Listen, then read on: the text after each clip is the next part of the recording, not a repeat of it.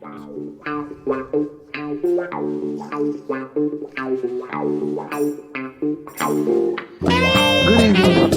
evening, TC, and welcome all to our weekly podcast, Terry Currans, the Curran View with the Ardley Borough. Mr. Terry Curran, steady away, son.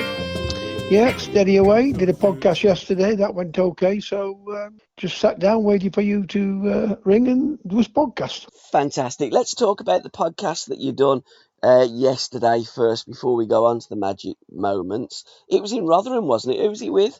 Anthony, I don't know his surname, but Yeah. his name was Anthony. He does all sorts with his podcast. Yeah. But he was a big Sheffield Wednesday fan. He's not up to date with it as much as what he used to be, we were telling me. But we just off of the M1 and obviously down into the country farming area out at Way. So that would for about three and a half hours altogether. So it was enjoyable. Was you talking about just your Sheffield Wednesday career or No, your career as a career, whole? Yeah. career, Yeah. and about why I moved. What were the managers like? What I did off at football field, that type of thing. Has he read your books? He's read the second one. He wanted the first one, but I hadn't got it. Yes. But the other good thing about it, he'd been to America, and he was telling one of his friends that I was a Trump fan. I am a Trump fan, but I'm wanting the right thing for all people. Absolutely, yeah. So he fetched me a Trump watch back, which I really appreciated. And I said to him, "Thank you, friend."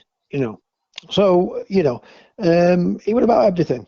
I don't think we did any politics, but it was about football in general and off the field. And when will it be coming out? Me obvious and that type of thing. Yeah, when will it be coming out? Do you know? He said within a couple of months. Lovely. Yeah. He's obviously got to edit it down and what have you. Yeah. It looked real professional how they did it, to be honest, Gab. Superb. Well, we'll get hold of that and we'll put it out on the socials and we'll link up with him. Because anything that you do in terms of podcasting, promoting, etc., we're only happy to share everything and get everybody involved in the project. We've got to do this. Will be the last one of the season because the football season has officially ended now. Are you kidding me? We've just watched another 3 or 4 matches. I know we got all these Euros. I'm getting, Gabby, I'm starting not to believe you like I don't believe the politicians.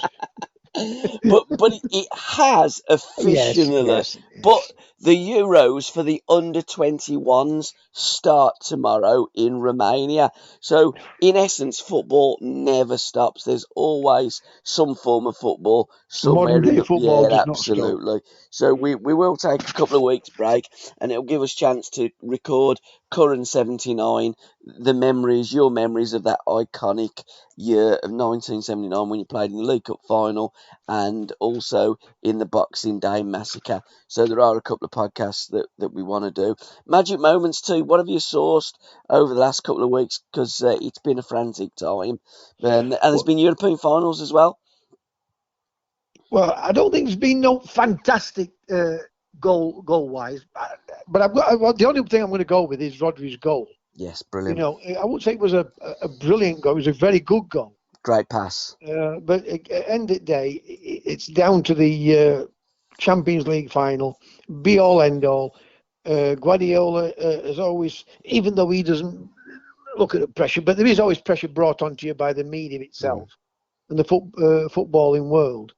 He hadn't won it at Manchester City and Bayern Munich, and these are clubs that he should win it. Nobody's got a divine right to win anything, but he's done it now, so that's monkeys off his shoulder. Yep. But they'll find something else that to complain about or to try and pull him down on. But no, I was pleased for Manchester City. Tremendous effort to win the treble. It still takes some to choose how much money you spend. And when you look at PSG with the forward line they had in Neymar, Messi, and Mbappe, they've got semi-finals, that's in quarter-finals. So it's a difficult competition to win. Absolutely, and going back to what you were saying about spending that money, okay, Man City did spend a lot of money on Jack. They don't usually spend top dollar on players. They wait for the player to come at the right price, and then they purchase the player. It was a little bit different with Jack because there was a buyout clause in his contract, and they met it. So 100 million took Jack Grealish from Villa Park to the Etihad. But when you look at Everton, for instance, spent £600 million and just avoided relegation from the Premier League this season. It's all about spending the money and spending the money wisely. We've only got to look at Chelsea. They've spent another rake of money, almost 700 million since Todd Bowley took over. It's quite ridiculous. Yeah, and finished way out Yeah, of the placings of Europe near absolutely. my Champions League. Yeah, So the art about football obviously is spending wisely, correct. but having an elite manager who's going to be able to, and I don't mean this in a sarcastic way, a manager what's going to stand up, and owners are going to respect the manager to say, look, get on with it, right?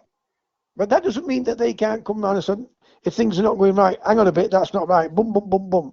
Because it's their money and they're entitled to have a say. Yep. But they've got to have a manager who they can trust, and they're going to leave him to build that club and to build a legacy that's going to not only stand in time with the football club, but with the fans and all. And that's his first priority, to get the manager in. Now, I do like Pochettino. You know, everybody goes on about, well, he hadn't won, no. Yes, in one sense, you could look at it, he blew it when everybody else had, or when I say everybody else, the big four had bad seasons, and Leicester finished up winning it. Yep. So, yeah, you can look at it like that. But he got him to a Champions League final. Tottenham's never been there. No. You know, did they perform on the day? No.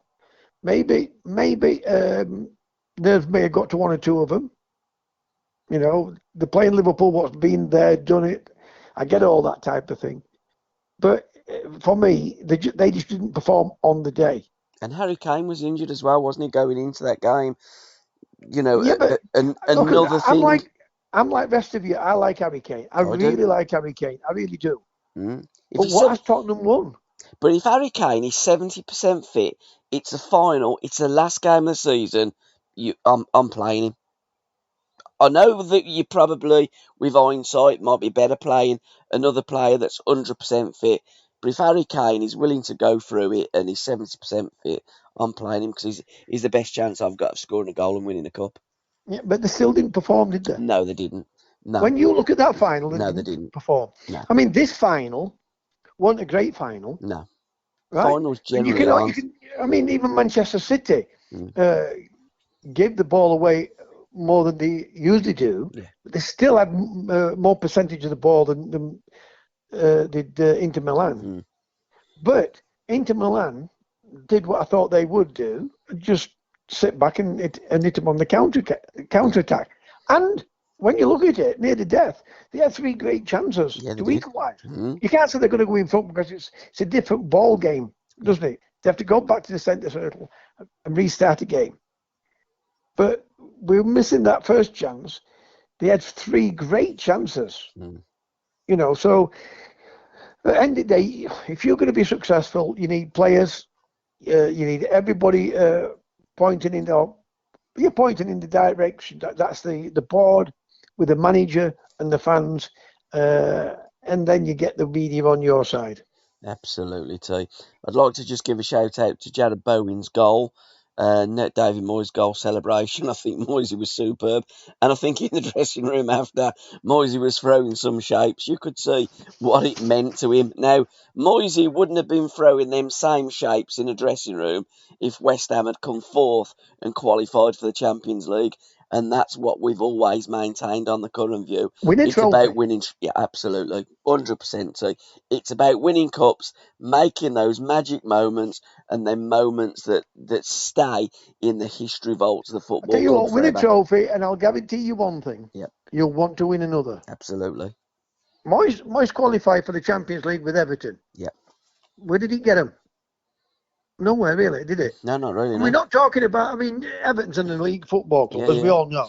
It's one of the big clubs what won major trophies throughout throughout its history. You know, when I say I'm a critic of Moyes, I don't like his philosophy. No, I don't But either. there was nobody more pleased than me for him winning.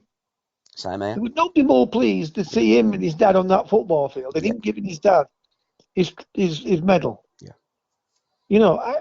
To see him afterwards in the dressing room, I know what it means. That Yeah. I just wish he'd believe in his own judgment. Everybody's different. Everybody's different.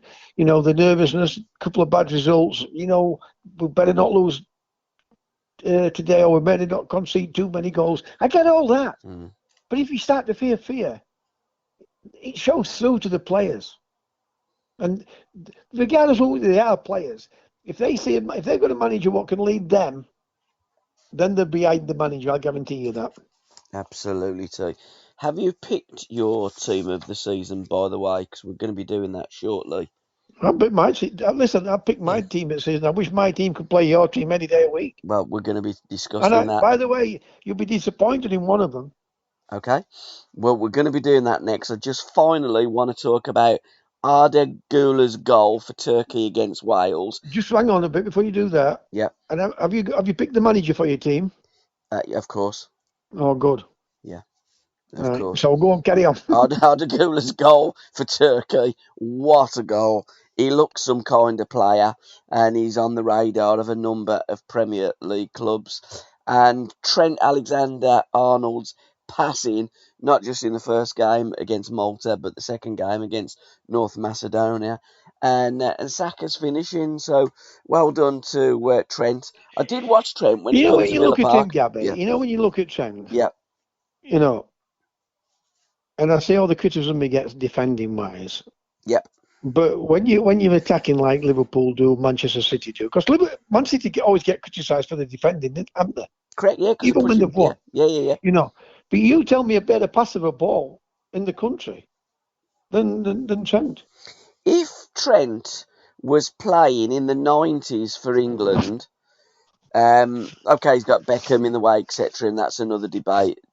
But if England were playing 4-4-2 like they did with David Beckham playing, he's your right-sided midfield player like David Beckham. He's an absolute shoe-in. I get that they changed the system. I disagree with you. Do you really? That, would you not play him on that right side of midfield like in a Beckham I'll tell you what role? I would do. Yeah. If Trent had got a Pep Guardiola as his manager. Yeah. Right? I'm not saying Pep might play him there. Yeah. But he might play him in midfield because what did you just say? I want to mention Trent about his passing. I just think he's a fabulous passer of the ball. Absolutely. Fabulous passer of the ball. But what I mean, when I say disagree, fabulous. What I'm trying to say is, in the 90s, there was still the long ball. I know, but what I'm saying is, how Beckham used to get the ball and just whip it across? I mean, Trent is, in my opinion... Still not good. He didn't get us anywhere, Gabby. No, I know, but what I'm saying is We had Shaver scored millions of goals. No, absolutely. We've got to have a case going. Yeah. We've got to have a manager what could put a balanced team together. That's all I'm saying. 100%. But I understand what you're saying. 100%. Because we're both agreeing. But I'm just saying... Yeah, but with Trent, I just think he's one of the best passers of the ball in world football, not just the Premier League. I agree with you 100%. When I went to Villa Park and watched him, I said to the lads round by us, how don't Gareth Southgate pick this kid? Because he can pick a pass out, and he can pick a pass out in any position of the park. For me, because he's been brainwashed with the media, absolutely, he can't defend. Absolutely. For me, it's you've got to pick him. Listen, defending isn't about you can't defend. It's getting caught by quality of other teams. Yes. Right? Now, how do you stop that? By all players being on the same level, and knowing when they haven't got the ball, to stop the dangers, and the dangerous person playing that type of ball, what can split a defence open. But how do you do that? Yeah. You pressurise. Absolutely. And but one don't go, and then the others don't follow on. It's got to be done as a unit. He was never spoken about in his defensive inabilities when Liverpool were vying for top spot and then won the Premier League. I don't remember and recall the negativity regarding and surrounding Trent then as what we hear now. Can And that's you because Liverpool have played a different way and he ain't been so protected because they haven't had the ball as much. can you remember when it all first started? That Yeah, yeah, it was a European game, yeah, right? But it really got done, and then like teams when they've had a bad patch, mm, like which Arsenal did towards the end of the season, but yeah, Manchester City did in part of the season this year, yeah, and then came back with a tremendous run. yeah, There were 3 or 4 games where we looked shocking defensively, yes.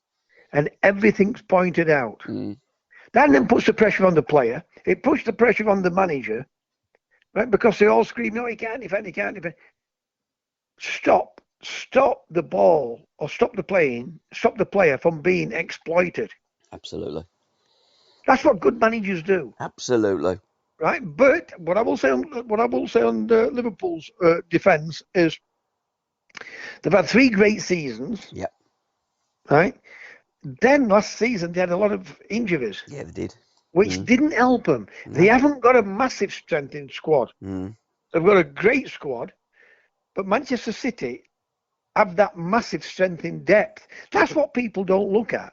no. Absolutely. What we 100%. what we do, or what our pundits do, Mm, what our media do, pick up on a mistake. They're like a vulture. They pick it and pick it until they break that player, till they break that manager, mm, till they break that team.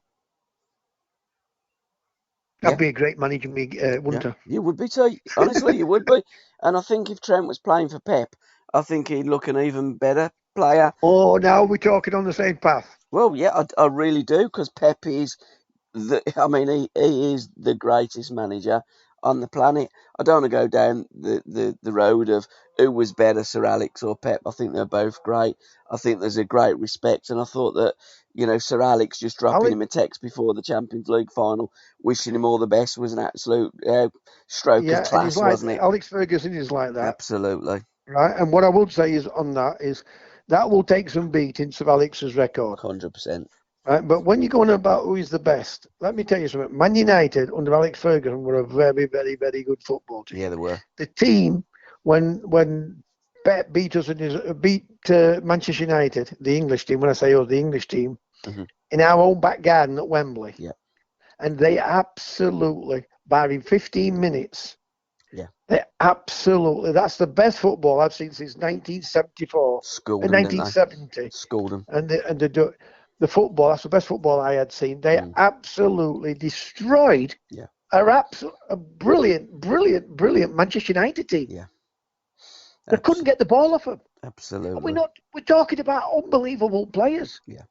This Man United team. Yeah, but that team that Pep had at Oh, Barcelona was different grades. yeah. So you're going to be a manager now, too. You want to be the manager. Who's your Yeah, by first the way, choice? but I was going to ask you who's your manager, but I'm being my own manager. I'm picking my team. Okay, well, And they're gonna go out to play football, and they're gonna know how the importance not when we haven't got the ball. I don't know about how far we're going to be on the same line here, but there'll be a shock for you because I've left Jack out only for a purpose. Only okay. for a purpose. Because I know you would pick Jack, and I was going to pick him. What But system you playing? I'm going to play a 4-1. No, sorry. Yeah, a 4. No, yeah, that's right. I'm going to play a 4-1-2-3. Okay, I'm playing a goalkeeper, and everybody else is an attacker. All right. Do you want me to pick my team first? Yep, go on then. Let's have your goalkeeper and your defence first, and then I'll Right. give you my goalkeeper and my defence. We'll go like that. Edison, Okay. Manchester City. Yep. Walker of Manchester City. Not only have I gone for technical ability, they've all got pace. Yep. Zinchenko of Arsenal. Yep. Stones and Van Dijk. Okay. My back three, I've only got 3 defenders. Courtois is my goalkeeper. I didn't see that much of him this season, but what I did see of him, I thought he was absolutely magnificent. Yeah, World class I know goalkeeper. they got a whacking at the Etihad, but I think it could have been even more if Courtois wasn't in goal. But I do think he's, for me, the best goalie on the planet at the moment. The reason, my opinion of them two and the other kid, Alisson at Liverpool, because I still think he's one of the best in the world. I do as well. You know, the distribution, and that's why Edison. You know, Yes. if you come stopping, you know, what's the word? Shot stoppers. That's the word I'm looking for. Yeah. I would say he's the best in the world at that. But Yeah. his all-round game with his passing of the ball. That's why I've gone for Edison. And my back three, I've gone an all Manchester City back three. I've gone Stones, Diaz, and Ake. But after we've won this game and we go out on our celebrations, I'm keeping a wide berth of Ruben Diaz. Have you ever celebrated, Gabby? I have, yeah, but not thrown up in one of my mates' missus or mother's handbag. Well, all my players would be celebrating not only for 2 or 3 nights like Jack were. They'd be celebrating for 6 months. Absolutely. But it did tickle me because it was Ruben Diaz that threw up in Jack Grealish's mum's purse. That's quality. Right, what's your midfield, T? I've gone 3 in midfield. Now, you pick your 3 now. Okay, my midfield 3, I've gone Kevin De Bruyne, Jack Grealish, and Martin Odegaard. And I put them 3 against any 3 in the world. I cannot believe that. I've left Jack out to put Odegaard in because I knew you'd play Jack. No, so I'll play all 3 of them. You know, I see Jack as a central midfield player. I do. Rather than a wide midfield player. So that's where I'm putting Jack. Odegaard was my last person I put down. Yeah, he's a great and player. I do like Odegaard. Yep. I do like Odegaard. But listen to this. Go on. I've done De Bruyne and Odegaard. Yeah, great. And you've done De Bruyne and Odegaard. So we're not far wrong, really, are we? No, absolutely. The only midfield player I played is Rodri. Great player. Great player. Massive fan of Rodri. Massive fan. I think that he is fantastic. And again, where people all pace, all quality on the ball, but very give the ball away. But where people get mixed up with this holding midfield player, and certainly with England, we've seen it with Declan Rice, Phillips, and 1 or 2 others that just hold hands with the back 4. Rodri's all over the pitch. He's just a commanding midfield player that just anchors that 3. But I've just gone with those 3. Do you know the elite managers when they play an holding midfield player? Yeah. You talk about the English talk about an holding midfield player. He's sitting in front of the back 4. Exactly. When you've got De Bruyne and Jack, and you say, right, go on. Yeah. Right. Rodri will be up supporting them. Yeah. And not too far away from, because if they lose it, it's there to win it back. Not sat too deep like the English want to play an holding midfield player. Exactly. 100%. And that's the difference. That's 100%. The difference. 100%. But I haven't gone with a holder. I've gone with De Bruyne, Grealish, and Odegaard, and they'll just. We ain't going to give the ball away, so we ain't going to worry about defending. This has got to be the same forward line, this. Go on then. This has to be the same forward line. Go on, Mbappe? you go. No, I haven't gone Mbappe. All right. Well, I've gone Mbappe. Yeah. Oh, I forgot you've got your mate to AC Milan. Kvaratskhelia, yeah. Yeah. Ireland. Yeah. And Vinny Jr. Right, okay. I mean, all pace. Yeah. All goal scorers. Well, not pace, they got blistering pace. Now, I've gone, my front 2 is Haaland and Kane. Kane? Yeah. I've gone Haaland and Kane. And then on the right, I've got Rafael Leao for AC Milan, the Portuguese lad. I think he's going to go for a lot of money. I love Vinicius, but I prefer Kvaratskhelia. And that's great. Yeah. I've always told you. Yeah. I don't ever criticize anybody for the opinions. I think Kvaratskhelia is one of the greatest players that I've seen play football. And I'm hoping that he does come to the Premier League, but it's going to take a lot of money. I've got to get him away interrupt from you, Gabby. I've just had a text here. What, from Kvaratskhelia? I've been awarded manager a year. I'd love to get your team there against my team. You'd love to be in the dressing room with me, wouldn't you? Oh, absolutely, T. But I do like that Rafael Leao. I watched him. Great player, absolutely. Destroy Napoli. That's why I always say, even though It's a constructive criticism I have with coaches and managers. Yeah. That's why it's the most difficult job to pick. Yeah. I mean, I've left Jack out, and the only reason why I've left Jack out, if I'd have been picking this with not against you, because I knew you'd have picked Jack, and I thought, well, I'll try and break it up with something different. How do you leave a player like? How do I leave a player like Jack out? How do I leave the kid out? What you just mentioned.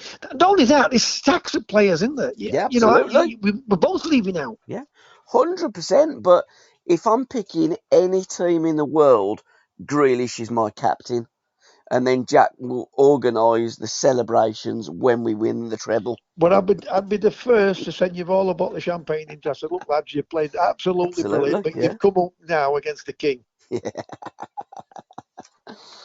But and again, I mean, he took some stick about his going on the lash after winning the treble. I mean, come on, walk a mile in the kid's shoes, go through the season the kid has played, and he can go out and get absolutely rat-arsed every day of the week.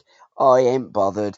The kid deserves everything that's going his way. I think he's an absolute He deserves everything dynamite. when it goes his way. Absolutely. He's one of the greatest players we've produced. Yeah.